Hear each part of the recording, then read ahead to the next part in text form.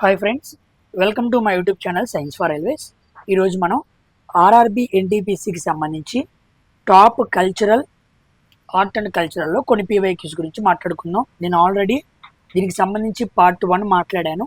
So part 1లో నేను చాలా రకాల టెంపుల్స్ గురించి, అదేవిధంగా కొన్ని ఫోక్ డ్యాన్సెస్ గురించి, రీసెంట్గా అడిగిన పీవైక్యూస్ అన్నీ కూడా మీతో డిస్కస్ చేయడం జరిగింది. కొన్ని క్వశ్చన్స్ ఈరోజు మనం కొన్ని మ్యూజికల్ ఇన్స్ట్రుమెంట్స్, అదేవిధంగా టెంపుల్ రిలేటెడ్ కొన్ని ఇంపార్టెంట్ క్వశ్చన్స్, కొన్ని పీవైక్యూస్ మాట్లాడుకుందాం. ఇవన్నీ కూడా ఆర్ట్ అండ్ కల్చర్ అనే సెక్షన్ కింద బాగా ఉపయోగపడుతూ ఉంటాయి. సో హిస్టరీ, పాలిటీ, జాగ్రఫీ అనే వాటి మీద చాలామంది మీరు చదువుతూ ఉంటారు, కానీ ఈ ఎగ్జామ్కు ముందు ఈ క్వశ్చన్స్ ఎక్కువగా కనపడుతున్నాయనే ఉద్దేశంతోనే నేను ఈ సెషన్ స్టార్ట్ చేశాను. ఆల్రెడీ పార్ట్ 1 మాట్లాడాను. నేను లాస్ట్ టైం కూడా మ్యూజికల్ ఇన్స్ట్రుమెంట్స్ గురించి ఒక సపరేట్ వీడియో కూడా మాట్లాడాను. ఓకేనా? ఎవరైనా చూడని వాళ్ళు ఉంటే చూడండి, మీకు చాలా క్లారిటీ వస్తుంది. ఇక్కడ మ్యూజికల్ ఇన్స్ట్రుమెంట్స్ అంటే ఏంటి, వాటి గురించి చాలా క్లియర్గా మాట్లాడాను. ఓకేనా? సో ఆ వీడియో చూసి ఈ క్వశ్చన్స్ కూడా చూసుకుంటే ఓవరాల్గా ఈ ఆర్ట్ అండ్ కల్చర్లో ఈ సెక్షన్ కింద ఏమైనా క్వశ్చన్స్ అడిగితే మీరు మిస్ అవ్వకుండా పెట్టే అవకాశం ఉంది. ఓకేనా? సో ఇక ఆలస్యం చేయకుండా ఈరోజు మరికొన్ని క్వశ్చన్స్, వాటిని క్లియర్గా మనం డిస్కస్ చేసుకుంటూ వెళ్దాం. ఓకేనా? ఆ క్వశ్చన్స్తో పాటు ఇంకా ఎక్స్ట్రా ఇన్ఫర్మేషన్ కూడా మనం మాట్లాడుకుంటూ ఈ సెషన్ మనం కంప్లీట్ చేసుకుందాం. సో జూన్ నెక్స్ట్ వీక్లో మనకి స్టార్ట్ అయిపోతున్నాయి కదా ఎన్టీపీసీ అండర్ గ్రాడ్యుయేట్ ఎగ్జామ్స్. వాటికి ఇవి బాగా ఉపయోగపడుతూ ఉంటాయి. ఓకేనా? జనరల్ అవేర్నెస్ సెక్షన్లో ఎన్ని మార్కులు తెచ్చుకుంటామన్న దాన్ని బట్టే మన కట్ ఆఫ్ డిసైడ్ అయింది, అదైతే మర్చిపోవద్దు. సో ఇక ఆలస్యం చేయకుండా మన వీడియోలోనికి వెళ్దాం. ప్రతి క్వశ్చన్ని క్లియర్గా మాట్లాడుకుంటూ వెళ్దాం. Let's get into our video.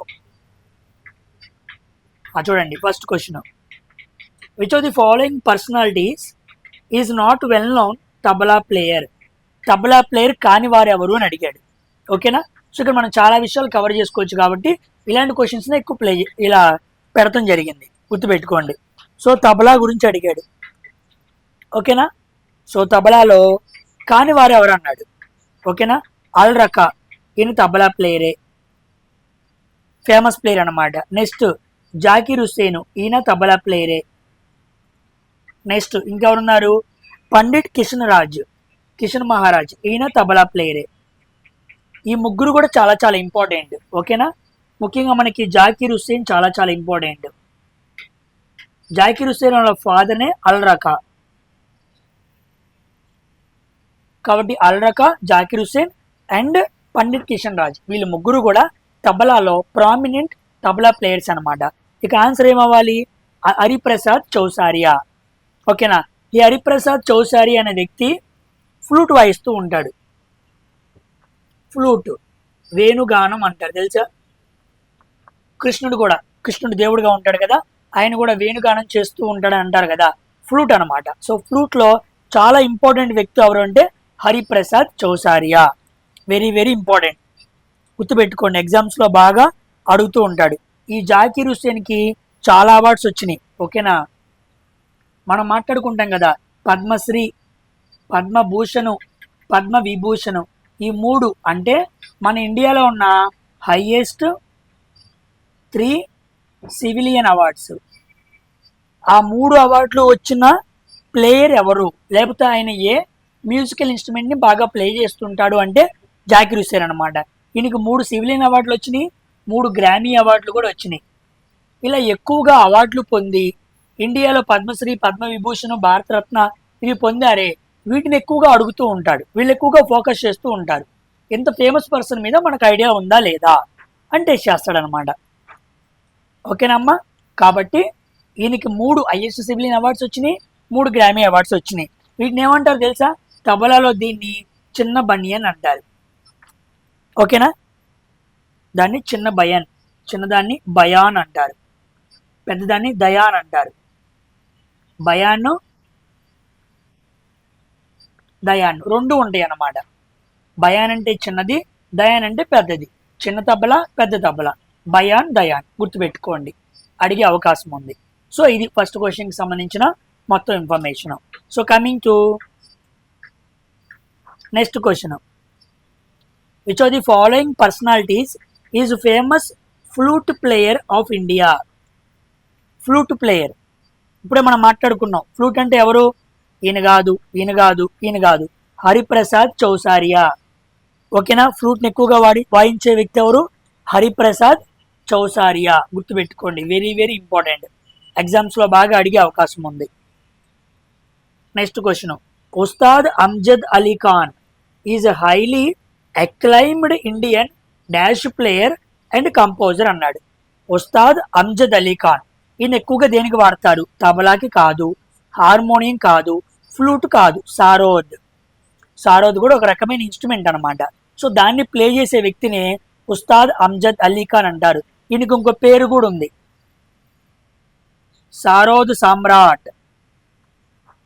సారోద్ సామ్రాట్ అని కూడా పిలుస్తూ ఉంటారు. ఇదే సారోద్ ఇన్స్ట్రుమెంట్ అనమాట. దాన్ని ప్లే చేయడంలో ఈయన హై పర్సన్ అనమాట. ఈ పేరుతోనే కొన్ని వస్తాయి, గుర్తుపెట్టుకోండి. ఉస్తాద్, ఇక్కడ ఏమొచ్చింది? అమ్జద్ అలీ ఖాన్. అమ్జద్ అలీ ఖాన్ ఒక పర్సన్.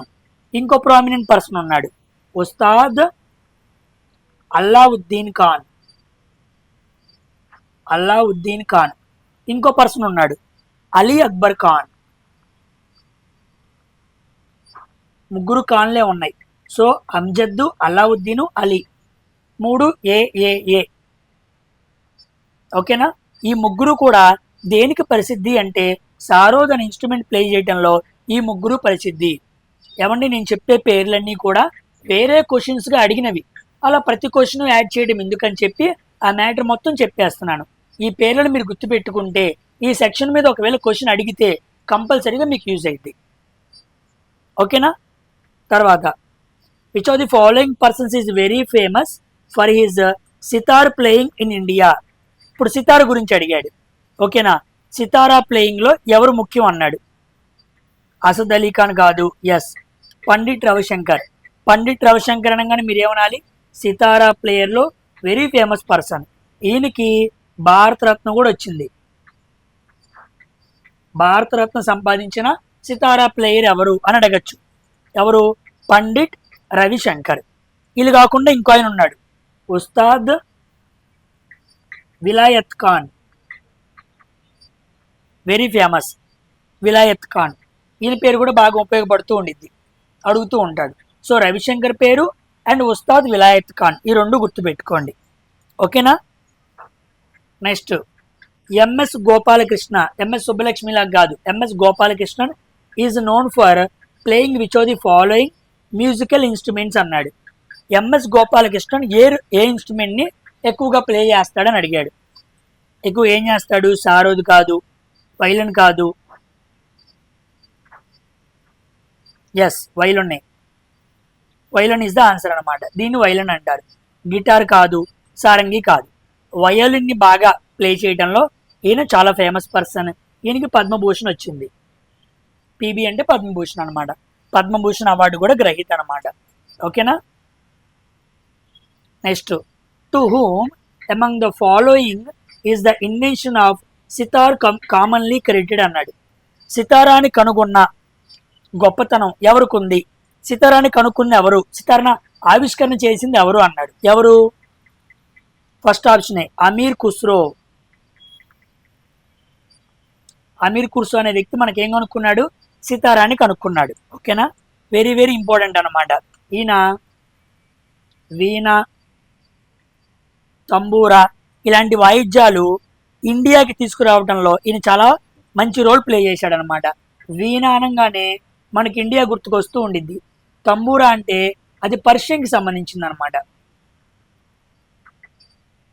పర్షియన్ దేశాల్లో ఎక్కువగా తంబూరా వాడతాం, మనం ఎక్కువగా ఇది వాడుతూ ఉంటాం. ఓకేనా? ఈయన ఇండియన్ ప్యారెట్, భారతీయ చిలుక అని కూడా బిరుదు ఉంది. ఓకేనా? ఈయన ఒక సంగీతాన్ని కూడా తీసుకొచ్చాడు. దాని పేరే కువాలి సంగీతం. కువాలి సంగీతానికి పితామహుడు ఎవరు అని అడిగారు అనుకోండి, అప్పుడు మనం ఏం చెప్పాలి? అమీర్ ఖుస్రో చెప్పాలి. మీరు కామెంట్ సెక్షన్లో రాయండి, ఏ ఆస్థానంలో అమీర్ ఖుస్రో ఉంటాడు? అమీర్ ఖుస్రో ఏ ఆస్థానంలో ఉంటాడో చెప్పండి.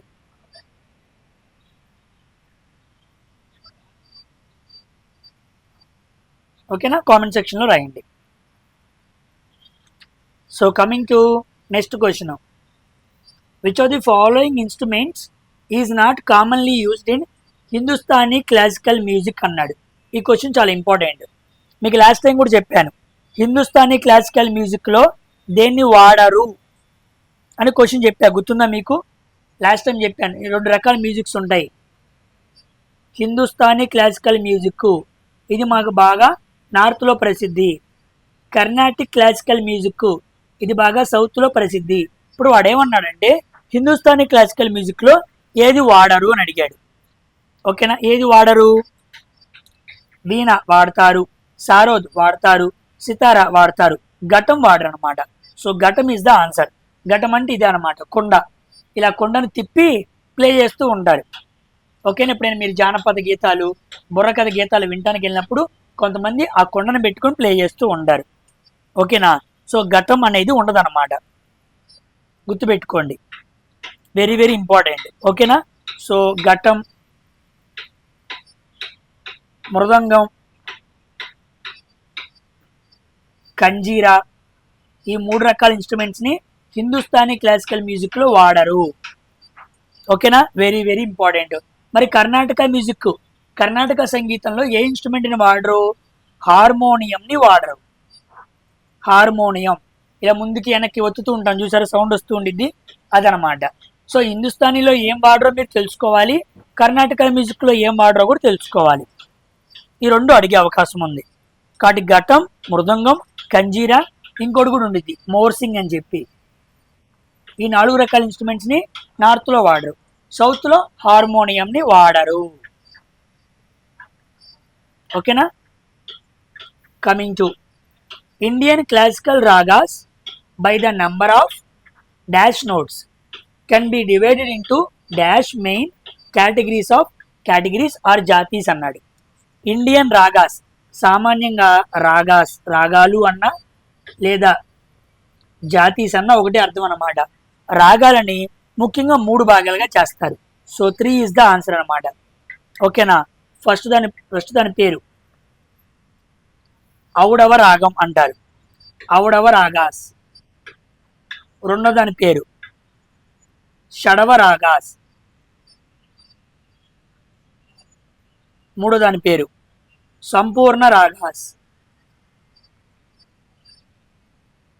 దీంట్లో 5, దీంట్లో 6, దీంట్లో 7 అనమాట. 5, 6, 7 అనమాట. ఓకేనా, సో మొత్తం రాగాల్ని 3 భాగాలు చేశాడు. ఆ 3 చూపించా, ఔడవ రాగం, షడవ రాగం, సంపూర్ణ రాగం. ఇది చాలా సింపుల్గా ఉంటాయి ప్లే చేయడానికి. ఓకేనా, ఇవి కాస్త కాంప్లెక్స్గా ఉంటాయి, స్లైట్లీ కాంప్లెక్స్. ఇవేమో మోర్ కాంప్లెక్స్, చాలా కష్టం అన్నమాట. ఇలాంటివి పాడాలనుకోండి, ఇక పెద్ద సింగర్స్ హరిచరణ్, అర్థమైందా, ఎస్పీబి అలాంటి వాళ్ళు అన్నిటినీ, ఆ రాగాలన్నింటినీ పలికించగలరు అన్నమాట. ఇలాంటివి బట్టి మన సింగర్ని, ఇక ఎంఎస్ గోపాలకృష్ణ, ఎంఎస్ సుబ్బలక్ష్మి, ఆశా భోంస్లే, ఇంక ఇలాంటి వాళ్ళు పెద్ద పెద్ద సింగర్స్ అనమాట. వీళ్ళు కాంప్లెక్స్ రాగాస్ని, సంపూర్ణ రాగాస్ని కూడా చాలా చక్కగా పాడగలరు.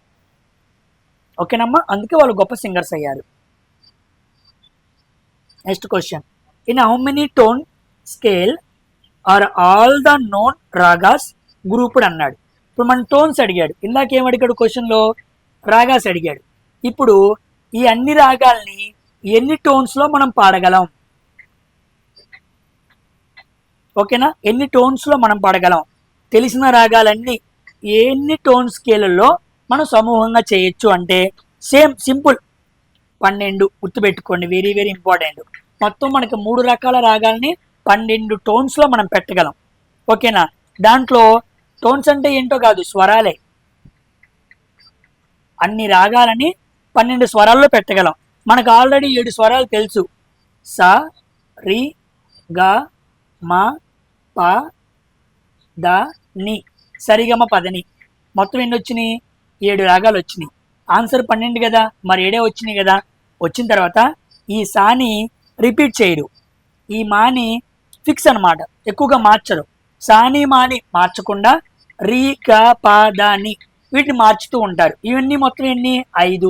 7, 5 ఎంత? 12 అనమాట. అంటే ఫిక్స్డ్గా ఉండేది ఏంటి? సాల్ ఒకటి, మా ఒకటి. వీటి ఎక్కువగా స్థిరంగా ఉంచి మిగిలిన 5 స్వరాలను ఉపయోగించుకొని 7, 5 మొత్తం 12 స్వరాల్లో అన్ని రాగాల్ని కుదించి పాడుతూ ఉంటారనమాట. ఓకేనమ్మా, అవి చాలా చాలా ఇంపార్టెంట్, గుర్తుపెట్టుకోండి, వెరీ వెరీ ఇంపార్టెంట్. వీటిని కూడా అడుగుతూ ఉంటారు. Next question, Khuang. Khuang is what type of indigenous instrument of Mizoram which occupies a very significant place in Mizo social and religious life అన్నాడు. మిజో తెగ మిజోరాంలో ఉండిద్ది. వాళ్ళ సామాజిక మత జీవితంలో ముఖ్యమైన కువాంగ్ అనే ఇన్స్ట్రుమెంట్ ఉంది. అది ఇలా ఉండిద్ది డ్రమ్ లాగా. సో ఎలా ఉంది? డ్రమ్ లాగా ఉంది. కాబట్టి కువాంగ్ అనే ఇన్స్ట్రుమెంట్ ఎలా ఉండిద్ది అని అడిగాడు. గాంగు కాదు, గిటార్ కాదు, ఫ్లూట్ కాదు. ఆన్సర్ ఏంటి? డ్రమ్ అన్నమాట. ఈ మిజో నాగరికతలో ఎక్కువగా దాన్ని వాడుతూ ఉంటారు. దీన్ని ఎక్కువగా వెదురుతో తయారు చేస్తూ ఉంటారు. ఓకేనా? వెరీ వెరీ ఇంపార్టెంట్ అనమాట. ఇక్కడ డ్రమ్స్ ప్లే చేస్తున్నప్పుడు వాళ్ళు చేసే నృత్యాన్ని చెరావ్ నృత్యం అంటారు. చెరావ్ డ్యాన్స్. ఇది ఎగ్జామ్లో అడిగాడు. దీన్ని చెరావ్ డ్యాన్స్ లేదా బ్యాంబూ డ్యాన్స్ అంటారు. బ్యాంబూ డ్యాన్స్ అంటారు. సో ఈ డ్రమ్ అంటే కువాంగ్ ఇన్స్ట్రుమెంట్ని ప్లే చేస్తున్నప్పుడు చేసే డ్యాన్స్ని చెరావ్ డ్యాన్స్ అంటారు. అది బొంగుతో తయారు చేశారు, వెదురు బొంగుతో, కాబట్టి బ్యాంబూ డ్యాన్స్ అని కూడా పిలుస్తూ ఉంటారు. గుర్తుపెట్టుకోండి. ఈ మిజోరాంలో చాలా ఇంపార్టెంట్ ఫెస్టివల్స్ ఉంటాయి, వాటిని అడుగుతూ ఉంటారు. Very very important. Chapchar Kut festival, ఓకేనా? తర్వాత మిమ్కూట్ ఫెస్టివల్, అన్ని కుట్టుని వస్తాయి అన్నమాట. Next పాల్కుట్ festival. టైం లేదు కాబట్టి నేను ఎక్కువగా వాటి లోపలికి వెళ్ళి చెప్పట్లేదు. ఫెస్టివల్స్ గురించే చదివితే మీరు లోపలికి వెళ్తే ఆ ఫెస్టివల్ యొక్క ప్రాముఖ్యతను కూడా మనం చూసుకోవాలి. So Chapchar Kut, Mim Kut, Pawl Kut, these are important famous festivals celebrated in Mizoram. ఓకేనా? Next question. What is the name of the famous temple complex in Tamil Nadu known for its Dravidian architecture and 1000 pillar hall అన్నాడు. ఓకేనా? ద్రావిడ వాస్తు శిల్పం ప్రకారం అంటే ద్రవిడియన్ ఆర్కిటెక్చర్లో 1000 స్తంభాల మండపానికి ప్రసిద్ధి చెందిన తమిళనాడులోని ఆలయం పేరేంటి అన్నాడు. తమిళనాడులో ఒక ఆలయం ఉంది, అది వెరీ వెరీ ఇంపార్టెంట్. ఎందుకు? 1000 స్తంభాల, అక్కడ 1000 స్తంభాల హాల్ అనేది ఉంది. ఇది మీకు కనపడుతుంది ఇక్కడ. 1000 స్తంభాల గుడి అని కూడా పిలుస్తూ ఉంటారు. ఈ ఆలయం ఎక్కడుంది? బృహదీశ్వర టెంపులా? కాదు. కాంచీపురం టెంపులా? కాదు. జగన్నాథ్ టెంపులా? కాదు. మీనాక్షి టెంపుల్. మీనాక్షి టెంపుల్లో మనకి 1000 స్తంభాల ఆలయాలు ఉన్నాయన్నమాట. ఇది మనకి పవన్ కళ్యాణ్ కాదు, మహేష్ బాబు అర్జున్ సినిమాలో ఉండిద్ది. వాళ్ళ చెల్లి పేరు కూడా మీనాక్షి అనుకుంటా. మీనాక్షి అమ్మ దేవాలయం వెరీ వెరీ ఇంపార్టెంట్ అనమాట. మీనాక్షి అంటే ఎవరో కాదు, శివుడి భార్య పార్వతి గారిని వాళ్ళు అక్కడ పిలుస్తూ ఉంటారనమాట. ఇది ఎక్కడ ఉండిద్ది? మదురైలో ఉండిద్ది. మదురై ఆ సెట్ మొత్తం క్రియేట్ చేశారనమాట అర్జున్ సినిమాలో. సో మదురైలో ఉండే ఫేమస్ టెంపుల్ మీనాక్షి టెంపుల్. అక్కడ ఉండే డైటీ గాడ్ పార్వతి, అక్కడ 1000 స్తంభాల గుడి ఉందన్నమాట. ఓకేనమ్మా? ఈ బృహదీశ్వర ఆలయం కూడా వెరీ వెరీ ఇంపార్టెంట్. తమిళనాడులో మంచి, ఒక మాటలో చెప్పాలంటే ఇది ఒక యునెస్కో సైట్ అండి. బృహదీశ్వర ఆలయం అనేది యునెస్కో సైట్. ఇది ఎవరు కట్టించారు? చోళ ఆర్కిటెక్చర్ అనమాట. చోళ రాజులు కట్టించారు ఇది బృహదీశ్వర టెంపుల్. ఇక కాంచీపురం టెంపుల్, జగన్నాథ్ టెంపుల్ మీకు ఆల్రెడీ తెలుసు. ఓకేనా? గుర్తుపెట్టుకోండి, వెరీ వెరీ ఇంపార్టెంట్. కాస్త ఈ క్వశ్చన్ కనపడింది కాబట్టి చెప్పాను మీకు. Next, what architecture style is the Meenakshi Amman temple known for అన్నాడు. మనం ఇందాకే మాట్లాడుకున్నాం, ఈ క్వశ్చన్లోనే ఉంది. Dravidian architecture. కాబట్టి మీనాక్షి అమ్మ టెంపుల్ని ఎలా కట్టించారు? Dravidian architecture. ఓకేనా? ద్రవిడియన్ స్ట్రక్చర్లో కట్టిస్తూ ఉంటారనమాట. వెరీ వెరీ ఇంపార్టెంట్, గుర్తుపెట్టుకోండి. ఆర్కిటెక్చర్ స్టైల్స్ బాగుంటాయి. ఇదేమో మీనాక్షి టెంపుల్. రోమ్ స్టైల్ తెలుసా? రోమన్ స్టైల్ ఏం కట్టించారు? కొలోజియం కట్టించారు. రోమ్ దేశంలో చాలా ఇంపార్టెంట్ ప్రదేశం, అంటే మంచి టూరిస్ట్ ప్లేస్ అనమాట కొలోజియం, దాన్ని కట్టించారనమాట. నెక్స్ట్ గోతిక్ స్టైల్, ఇది కూడా చాలా ఇంపార్టెంటే. పెద్ద పెద్ద గోపురాలు ఉంటాయి అన్నమాట. నోట్రేడామ్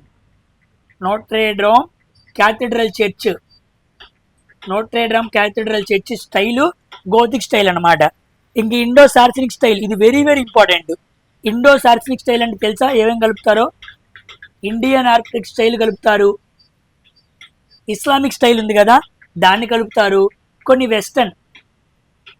వెస్టర్న్ ఎలిమెంట్స్ అనమాట.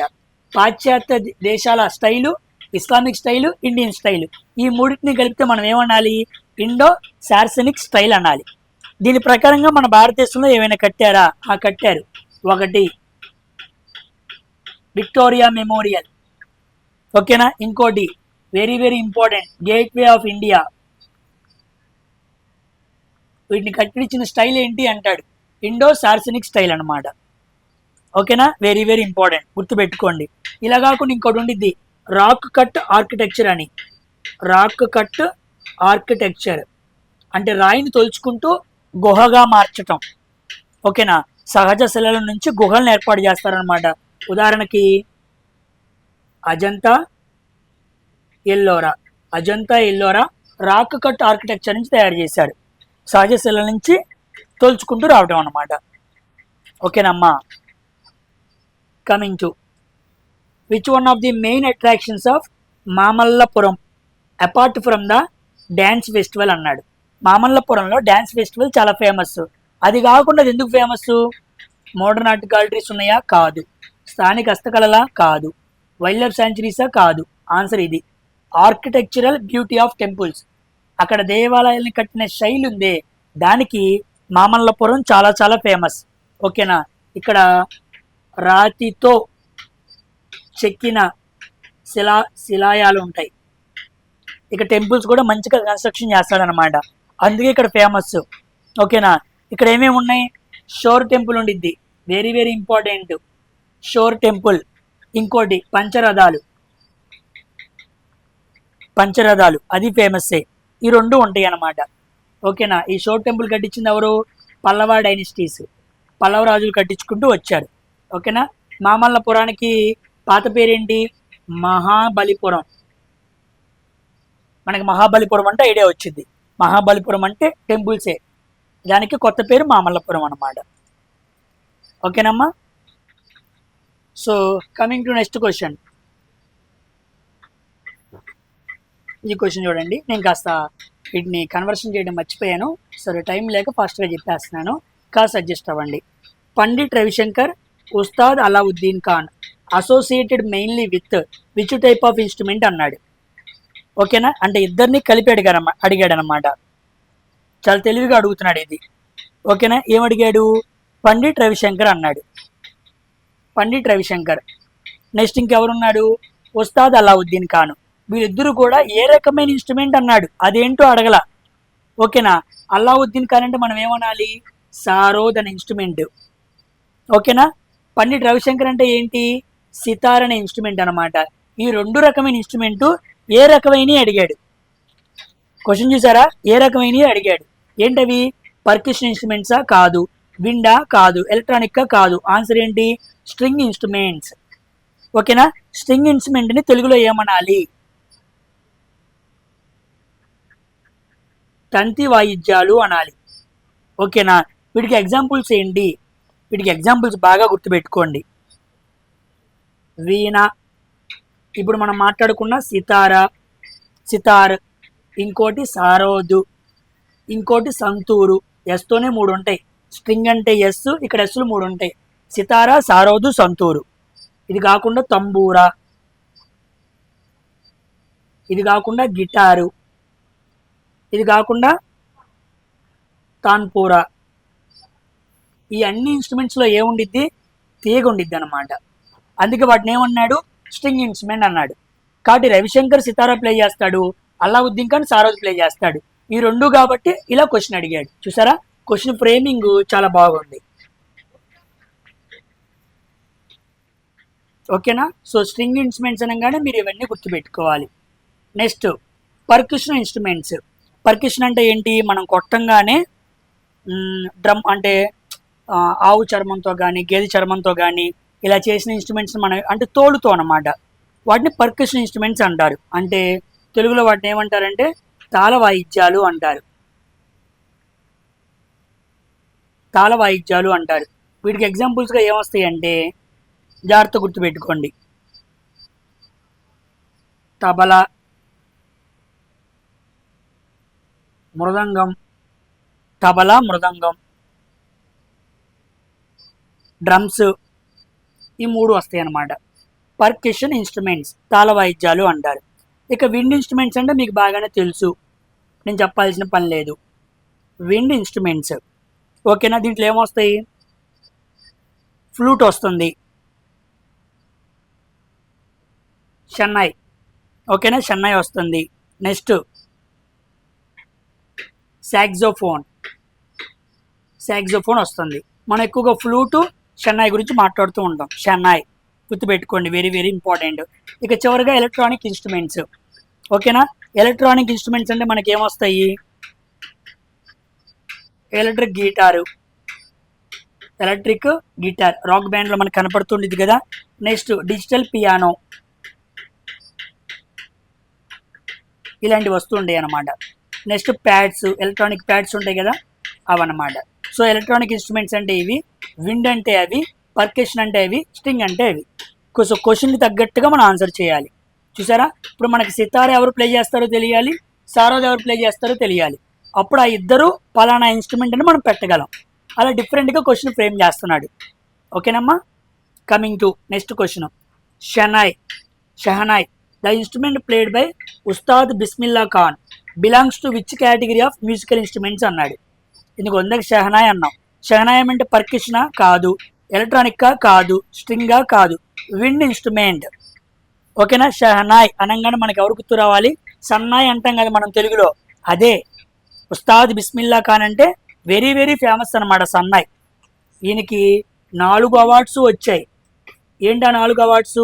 పద్మశ్రీ వచ్చింది, పద్మభూషణ్ వచ్చింది, పద్మవిభూషణ్ వచ్చింది, చివరికి Bharat Ratna, highest Indian 4 civilian awards సంపాదించుకున్న వ్యక్తి. ఇందాక 3 సంపాదించుకున్న వ్యక్తి ఏమని చెప్పాను గుర్తుందా? జాకీర్ హుస్సేన్ అని చెప్పాను. ఈయన షహనాయ్ ప్లే చేస్తూ చేశాడనమాట. 1950 ఆ సమయంలోనే స్వాతంత్ర వేడుకల్లో ఈయన్ని పిలిచి ఆయన చేత ప్లే చేయించేవాళ్ళు. అంత ఫేమస్ పర్సనాలిటీ అనమాట. గుర్తుపెట్టుకోండి. 4 అవార్డులు పొందుకున్న వ్యక్తి ఎవరు? షహనాయ్. ఏ ఇన్స్ట్రుమెంటు? Wind instrument. దాని పేరేంటి? షహనాయ్ లేదా సన్నాయ్. Next, which of the following term relate to first or second thematic lines of the composition of classical Carnatic music అన్నాడు. కర్ణాటక మ్యూజిక్లో ఫస్ట్ లేదా సెకండ్ లైన్స్ని ఏమని పిలవాలి అన్నాడు. చూడండి, ఫస్ట్ లైన్ మనం ఏమని పిలవాలి అంటే పల్లవి అని పిలవాలి. సెకండ్ లైన్ మనం ఏమని పిలవాలి అంటే అనుపల్లవి అనాలి. అనుపల్లవి తర్వాత ఏముంటాయి? చరణాలు ఉంటాయి. ఫస్ట్ చరణం, సెకండ్ చరణం, మూడో చరణం. సో వీటిని ఏమనాలి? చరణాలు అనాలి. కాబట్టి ఫస్ట్ సెకండ్లో మనకేముంటాయి? పల్లవి ఉండిద్ది. So Pallavi is the answer. ఓకేనా. ఒక పాట స్టార్టింగ్లో పాడతాం కదా, అది పల్లవి.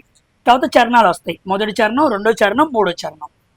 కాబట్టి కర్ణాటక మ్యూజిక్ని ఆధారం చేసుకుని పల్లవి వచ్చింది. నెక్స్ట్ కొన్ని పాటలకి అనుపల్లవి ఉండిద్ది, కొన్ని పాటలకు ఉండదన్నమాట. పల్లవి పాడేసుకొని చరణాలు పాడేసుకుంటూ ఉంటారు. ఓకేనమ్మా. పాటల గురించి ఐడియా ఉంటే మీకు అర్థమైద్ది. పాటల పుస్తకం మనం పాత రోజుల్లో కొన్నాం అనుకోండి, ఆడ కూడా పల్లవి చరణం అని రాసి ఉంటాయి అన్నమాట. చూసిన వాళ్ళకి ఐడియా ఉండిద్ది. Next, the famous musician Ustad Sultan Khan associated with which musical instrument అన్నాడు. Sultan Khan, Ustad Sultan Khan very very important. ఈయన డ్రమ్స్ కాదు, సారంగి ఇన్స్ట్రుమెంట్స్ని ప్లే చేసే ఫేమస్ పర్సనాలిటీ అనమాట. గుర్తుపెట్టుకోండి, ఉస్తాద్ సుల్తాన్ ఖాన్. దీంతో పాటు ఉస్తాద్ బిందా ఖాన్, దీంతో పాటు ఉస్తాద్ యూసుఫ్ ఖాన్, ఈయన ఫేమస్. ఉస్తాద్ సబీర్ ఖాన్. ఓకేనా. ఇక very very important Pandit Ram Narayan.